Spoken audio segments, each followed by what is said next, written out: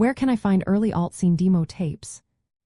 Imagine uncovering the raw sound of a scene before it hit the mainstream. Early alternative scene demo tapes hold the secret to understanding how underground bands started out. Back in the 60s and 70s, bands recorded on reel-to-reel tapes, then moved to cassette tapes in the 70s. These tapes were the main way bands shared their music with friends, fans, and small labels.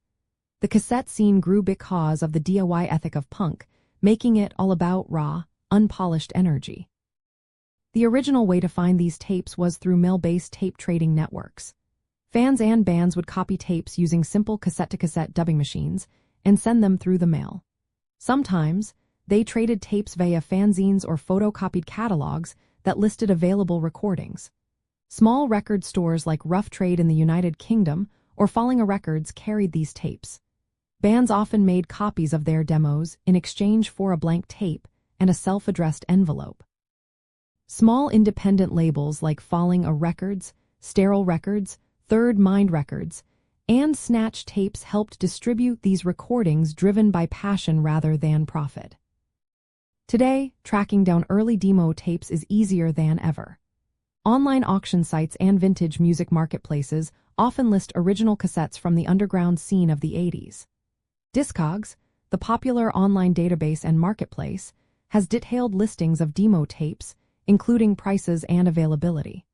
Some specialized record stores focus on underground and independent releases and keep collections of original tapes or reissues.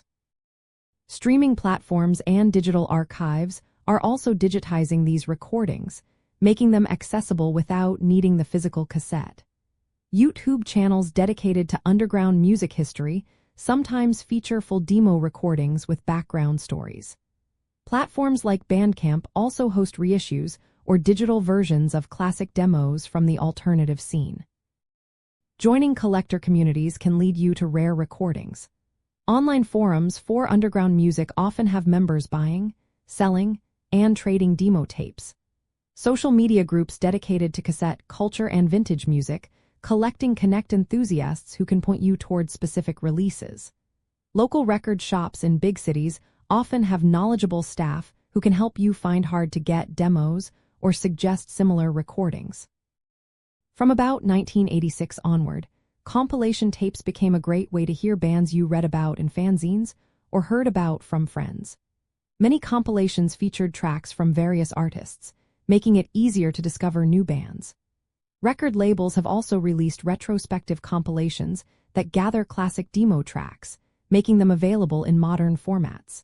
Some bands and independent labels have reissued old demos on vinyl or digital formats.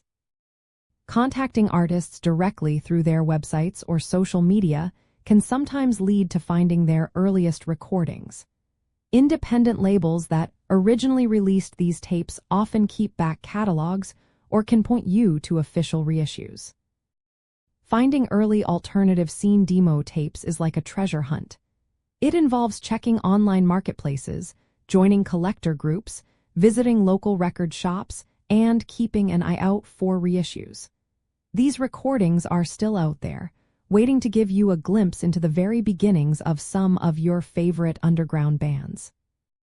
Whether you want the physical tapes or just digital copies, the journey to discover these early demos is part of the fun of exploring the underground music scene.